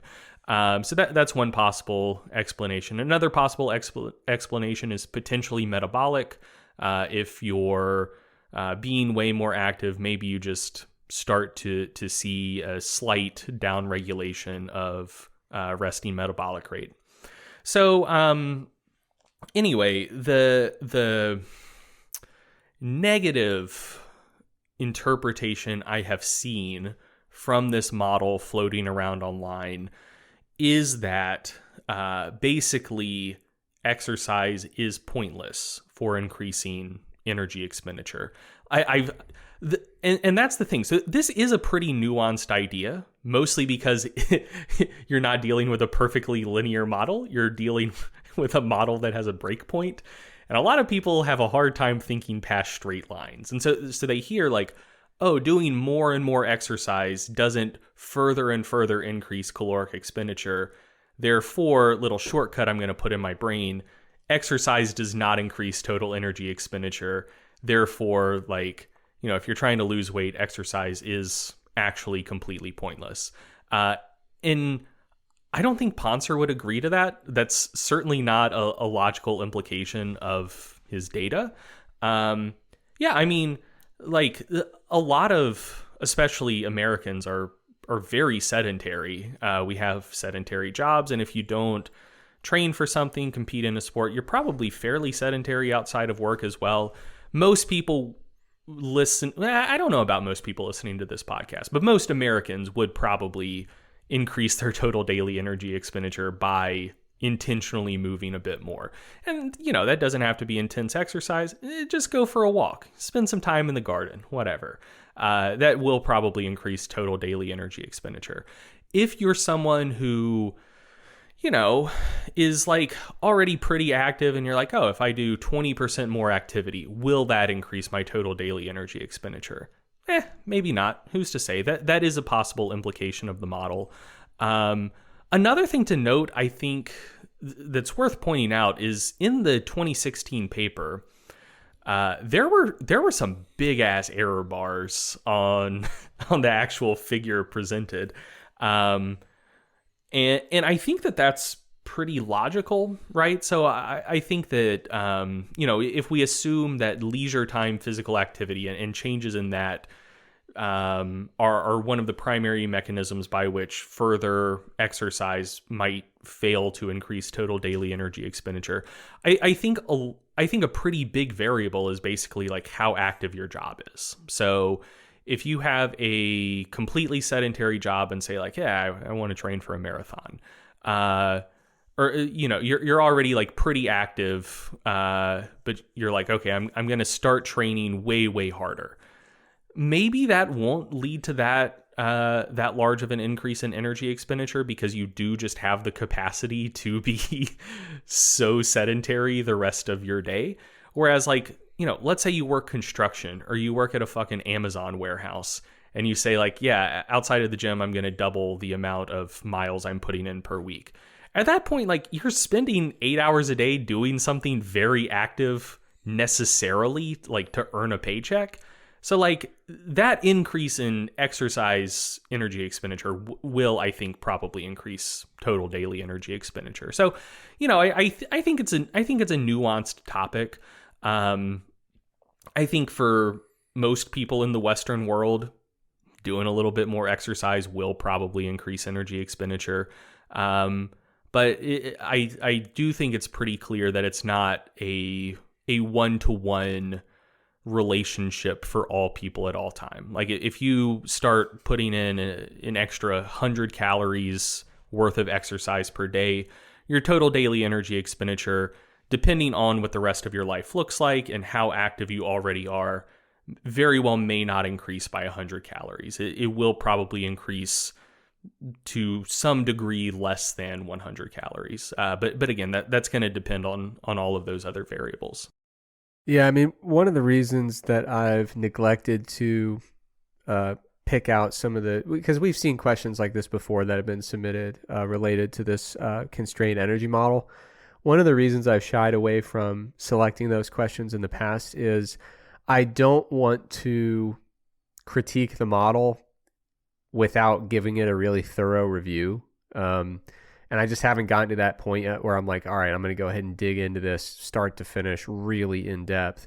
But, one of the things that has kind of stifled my appetite for doing that is because I've already looked at some of these aspects from a very practical perspective. So like I've looked into the research that raises questions that are applicable to my coaching, right? So like, are there behavioral adjustments that people implement unintentionally in response to increased exercise energy expenditure? So are there behavioral modifications that people kind of subconsciously implement when we have them exercise more for weight loss purposes? Are there metabolic compensation mechanisms that occur when we tell people to go exercise and burn more calories? Do some people subconsciously replace exercise calories with additional food when we try to get them to exercise to lose weight? So I've looked at some of these various things. Some of them are directly related to the energy constrained energy model. Some aren't, but it's more of a just global perspective of if we try to use exercise in the real world as a weight loss tool, what happens? Do people eat more in response to it? Do they adjust other aspects of physical activity? Are there metabolic consequences? That's the part that I think fits really well within this particular energy model. And so, the answer is in the real world, yeah, this stuff happens. Some people do have, a response where they have a lot of compensatory eating if we try to rely too heavily on cardio. That's an important thing for people to understand from a practical perspective. Related to constrained energy, like you already described, there are some metabolic compensatory mechanisms when we try to really ramp up exercise energy expenditure and push it to really high levels. So there is evidence of that is very much in line with the general premise of this particular model. And then there are also, just other, whether they're conscious or subconscious, other behavioral modifications people do. So, you might have a client that you say, hey, let's try to burn these extra calories by doing this particular amount of cardio on top of, a pretty high general physical activity level. And you might notice that they're parking a little bit closer to the store, so they don't have to walk as far in the parking lot. They might be taking the elevator more. So in the real world, there are so many inputs. Some of them relate to this model, some of them don't. But I think definitely the overarching theme is, if you think that you're going to, either for yourself or for a client, if you think you're going to say, let's do 200 calories of cardio in a vacuum and assume that we're going to have 200 extra calories of a deficit, it's the research would indicate the deficit is probably going to be smaller than you expect for any combination of those things. So from a practical perspective, I do think that there's definitely merit to the constrained energy model. But I think there are other factors that even go outside of that model that would lead you to very carefully consider how much a particular exercise bout is going to move the needle. I absolutely, without question, think that cardio, structured exercise can be a very valuable tool as part of a weight loss approach. But you have to expect some of these, you have to anticipate some of these compensatory things and kind of bake that into the approach. No, I agree. I think we'll probably do a deep dive on this eventually. So let's just move on. Cool. All right. Tyson Maniac in the subreddit asks, it's often said that 1 pound of fat loss corresponds to about a 3,500 kilocalorie deficit. My question is, what is the equivalent for muscle? If it's not the same, then how can you know if you were in a caloric deficit or surplus while gaining muscle and losing fat at the same time? In particular, if muscle is, say, more energy dense than fat, wouldn't that mean you could be in an energy surplus and losing weight if, on the other hand, 1 pound of muscle takes about 3,500 kilocalories surplus or deficit to gain or lose? Isn't it kind of wild that it's the same as fat? That seems unexpected. So there's a lot there. Basically, the question being asked is, what is the energetic value of a given unit of muscle mass in relation to fat? And therefore, could you possibly be weight neutral, but in a caloric deficit or surplus if you were simultaneously gaining fat and losing muscle, or vice versa? So first off, I have the the kilogram numbers in mind, not the pound numbers. So sorry to American listeners. We're dealing with kind of concepts here. So and correct me if I'm wrong, Eric, but the energetic value of a kilogram of adipose tissue on average is about like 9,400 calories, right? Yeah.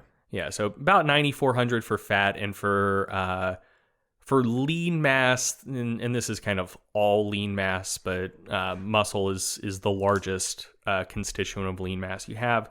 It's about 1,900 calories. Correct. So in effect, fat is about 4.5 times more energy dense than lean mass is. So yeah, if you lose a kilo of fat and gain a kilo of muscle simultaneously, even though you'd be weight stable, you would actually be in a calorie deficit, and vice versa. If you gain a kilo of fat while losing a kilo of muscle, you would be weight stable, but actually in a calorie surplus. And theoretically, you could gain 4.5 kilos of muscle while losing a kilo of fat, and therefore gain 3.5 kilos while still being in energy balance.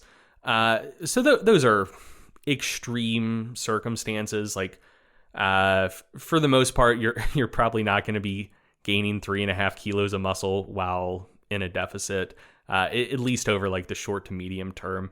So, those are kind of theoretical considerations, but the main practical point is that, yes, the energy density of fat is considerably higher than that of muscle. So if you're in, like, let's say you're lean bulking, you're gaining very little fat and a lot of muscle in a calorie surplus, you will need to be in a smaller surplus per unit of weight gain in terms of like raw kilocalorie numbers than you would be then you would need to be in an energy deficit to lose fat at a similar rate. So, if you wanted to lose a kilogram per week, and let's just assume that's all fat, you would need to be in a 4.5 times larger energy deficit than if theoretically you were in a surplus where you were gaining a kilo of muscle per week. But yeah, the energy densities of those two tissues are considerably different. You want to do one more question? Yeah. Michael Taylor asks, there are now so many amateur statisticians that draw conclusions based on data Googled to support their views. What are the most common errors that you see the masses make when interpreting statistics? I feel like this one is teed right up for you, Eric. A lot of papers in our area use analysis of variance, and I think a lot of people misunderstand the general nature of interactions and, if there's a significant interaction, how to actually get to the bottom of it and ascertain what that means as it relates to the research question. So I've seen misinterpretations where people say, there's, a pre-post design, 2 different groups, each group obviously measured before and after an intervention.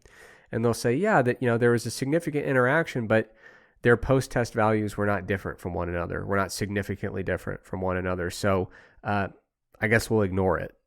And, that really doesn't get to the root of what the interaction is. And if that was the only comparison you had an interest in, then why bother incorporating the pre-test data? If all you wanted to know was, are they different at post-testing, just do a t-test on the post-test values.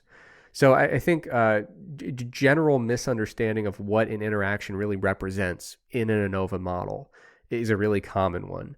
I think, because what we're looking at there is basically, is the change from pre to post in one group different from the change from pre to post in the other group? That's really what the interaction is getting at. So if you have an interaction and they're not different at the post-test time point, they're not significantly different, then you have to dig into that and figure out, okay, so they had different changes from pre to post. What does that mean for us as it relates to the research question? So it's a very different question, looking at the interaction versus just saying, were the post-test values different for these two groups? I think one of the really big, I don't know if I would call it a misinterpretation or just something that's become common practice that really shouldn't be. And we've talked about it before on the podcast, but just unnecessarily grouping stuff, so you might want to know, turning a continuous variable into a grouping variable. Exactly. Yeah. So you're like, okay, we want to see if your magnitude of response to training relates to this other thing. And so like magnitude of response to training, you could measure it as, pounds added to bench press or something, or, thickness added to vastus lateralis muscle. There are a number of continuous measures that could be utilized there. And so option A, which would be preferable, is just to leave it that way and look at its relationship to this other variable. But a much more common thing is to kind of just say, well, let's just split it in the middle. And if you are below the median, then you're in the low group. If you're above the median, you're in the high group. And then we'll do group-based comparisons from there. But that's not ideal, because you could have two different people that are straddling the median, and their response is virtually identical, but they're being treated as these two completely separate groups. So you just get into this weird situation where if people with And you also just lose a shitload of statistical power. you lose, yeah, you lose a lot of information. So Yeah. I mean, it's like it's like if you're looking at the results of a race, right? And there's 20 people in the race, and you separate them into the groups of who won and who didn't. And it's like, Yeah. okay, well, the person who didn't win, did they get third or did they get 19th?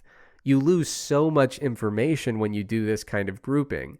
And what I was getting at is you could treat the values from two people who are very close, but on opposite sides of the median as being different. But, you could have a huge difference from the lowest value in the low responder group to the highest value in the low responder group.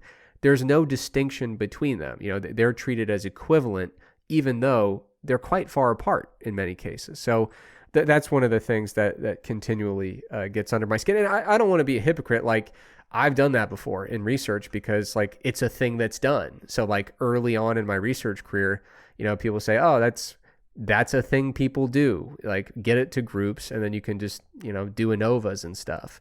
So yeah, don't want to be hypocritical, but like, we got to start teaching people that are doing research that, that's probably not the best way to do it. Yeah, no. I think one of the main reasons people do that relates to some of the biggest issues I see, and that is just discourse around regression and associations always frustrates me to no end. And so I think one of the reasons that people frequently group continuous variables instead of using the most logical tool at your disposal, which is just linear regression or just some form of regression, is it just gets beaten into your head even before your first statistics class, like probably in middle school or like maybe some high school teacher exposed you to it. Correlation does not imply causation.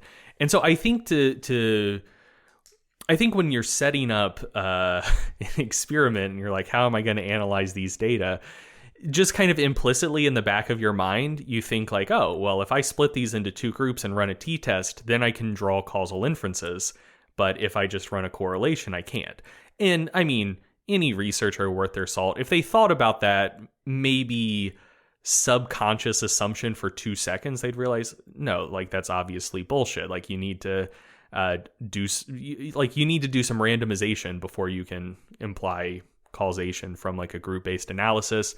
And if you're just separating groups based on response post hoc, you can't draw causal inferences regardless of what type of analysis you run. But I think that's kind of just like a not a short circuit in people's brains, but something like that. You just think like, oh, well, it's gonna make my results stronger and more causally if I split it into groups and analyze the groups versus just using regression, which is not the case.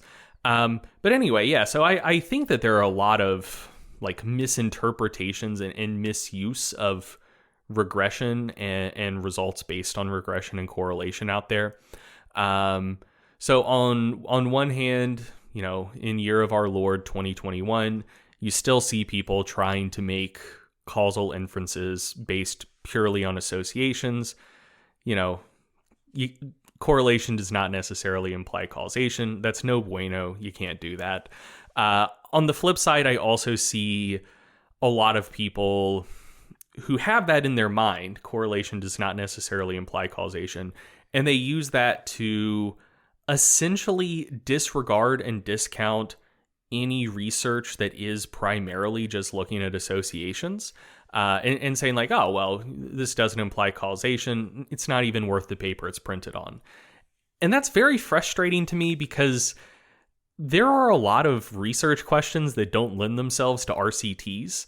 And we've talked about this on the podcast before, like when does association possibly imply causation? There are multiple criteria that you could look at, referred to as the Bradford-Hill criteria. There have been some criticisms of that and maybe some additional criteria added over the years. But, if you're interested in when might association imply causation, search the Bradford-Hill criteria. That's a pretty decent place to start.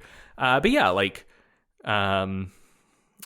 research findings and research paradigms based on regression and associations can be very strong and very informative, and at minimum are often the only ways that we can investigate certain questions, because there are a lot of research questions out there that don't lend themselves to RCTs, either for practical reasons or just for ethical reasons. Like the go-to example is like the decades-long campaign of big tobacco to fight the link between cigarette smoking and lung cancer, because they'd say, like, we want solid science. These researchers are saying that there's associations, but correlation does not imply causation. Where are the RCTs? And in a vacuum, that sounds vaguely reasonable. But if you think that smoking cigarettes causes cancer, good luck telling an IRB, like an ethics board, like, hey, we think cigarettes cause cancer, but we don't have proof. So we would like to recruit a group of 5,000 subjects and incentivize 2,500 of them to smoke 2 packs a day for the next 20 years and see if they get lung cancer more than the 2,500 that don't smoke. If you think that you're going to give a bunch of people fucking lung cancer, no ethics board is going to sign off on that. So that's a situation where, for ethical reasons, you will never have an RCT. Like, you'll never be able to establish the strongest level of evidence to strongly demonstrate causation. So like, you're going to have to rely on associations. And I think that there's, for certain more politically charged issues, I think that smearing associations and correlational epi-type research is a purposeful strategy some people use to muddy the waters when you're dealing with research topics that inherently don't lend themselves to RCTs. And I think that there are bad faith actors that head that up, and I think a lot of very well-meaning people hear these very reasonable sounding arguments like, look, we don't disbelieve the science, we just want the good science, not this like correlation weak sauce shit. But it's so bad faith, and it drives me insane. So that's... Yeah, I did get in a little bit of a back and forth with somebody not too long ago where they're like, show me an RCT where the researchers pushed people into the deep depths of a vitamin deficiency and showed that it was deleterious. It was like, RCTs only. I want you to show me the study where groups were randomized and then subjected to just absolutely disastrous vitamin deficiencies. And I was like, well, you got me on that one. I do not have that. Yeah. I can show you RCTs where they determined the correct approach to rectifying that deficiency, which presented with, notable clinical symptoms. But yeah, I think a lot of times people lean too much on that idea of like, it's got to be an RCT or nothing at all. Yeah. And there are just some areas of research where that's not a useful approach to take. Yeah. So that's kind of the more, so that's kind of a bummer. That turned more serious than I meant it to. A more just like straightforward, less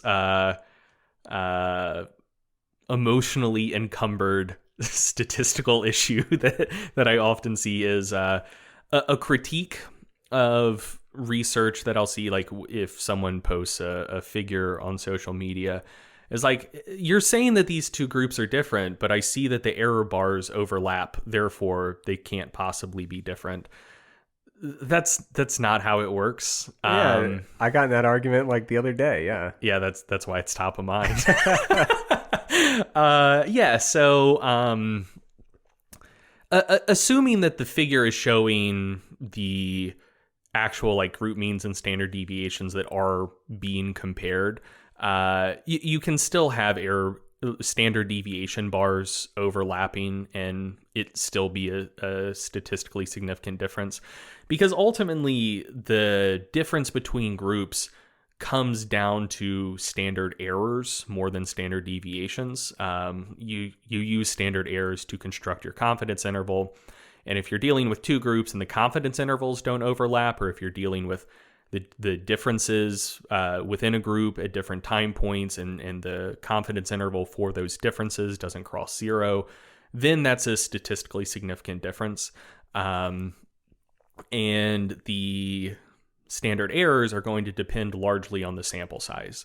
So you could have massively overlapping standard deviation bars, or even situations where like the standard deviation bar in one group overlaps the mean of the other group. And if you have an adequate sample size, you can still confidently state that those two means are different.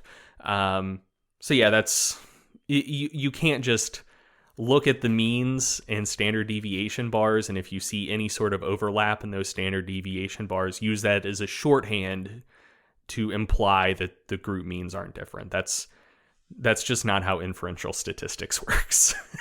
Yeah. All right, Greg, to play us out, it's my understanding that you have a media recommendation. I do. So there was a film that came out several years ago called What We Do in the Shadows, and it was a delightful film. And then there was a television show based on that film, also titled What We Do in the Shadows, and it was a delightful TV show. I think they're going to be making more seasons. I hope they do. It's great. And now there is another spinoff TV show from the What We Do in the Shadows TV show called Wellington Paranormal. And the first 2 episodes are out, and it is also absolutely delightful. It's a show based out of New Zealand. So I don't know if this is true around the globe, but every American I've talked to finds New Zealand accents incredibly charming. So it's good vibes based on accents alone. I think that's the same thing as Fargo. Like, from everyone who's not from the upper Midwest, you just hear those upper Midwest accents and you're like, yeah, good vibes here. I watched Flight of the Conchords and really enjoyed the New Zealand accent. So yeah, the fact that you have a bunch of people speaking with really thick New Zealand accents automatically makes it lighthearted fun for Americans. But it's the whole What We Do in the Shadows cinematic universe is just, good, lighthearted fun, very delightful, goes down smooth, pretty funny. So yeah, if you're looking around for a low stakes, low stress little comedy show to sink your teeth into, I'd recommend starting with What We Do in the Shadows, and at least through the first 2 episodes. I would also recommend following that up with Wellington Paranormal. All right, good stuff. So that does it for this episode. We are about to take a couple weeks off from the podcast. We are obviously hard at work getting the nutrition app finished up and ready to go. So over the next couple weeks, we're going to focus on that. But of course, we will be back probably around mid-August with more episodes of the podcast. In the meantime, make sure you stay stocked up on your dietary supplements. If you go over to bulksupplements.com, be sure to use the checkout code SBSPOD, and it'll save you 5% on your order. As always, thank you for listening, and we'll be back soon. Thank you for listening to the Stronger by Science podcast. If you enjoyed the podcast, be sure to sign up for our free newsletter to get concise breakdowns of relevant research, as well as 28 free training programs for all skill levels and all schedules. We hate spam just as much as you do, so we'll only email you when we have something really interesting to share with you. You can sign up for the free newsletter at strongerbyscience.com/newsletter, or just go to the Stronger by Science homepage and click the free programs button at the top. If you want to join in on the Stronger by Science podcast conversation, be sure to check out our Facebook group and our subreddit. The links for both are provided in the description of today's episode. Finally, please remember that we are not medical doctors or registered dietitians. So, before you make any changes to your exercise or nutrition habits, be sure to check with a qualified healthcare professional. Once again, thank you for listening, and we will be back soon with another episode of the Stronger by Science podcast.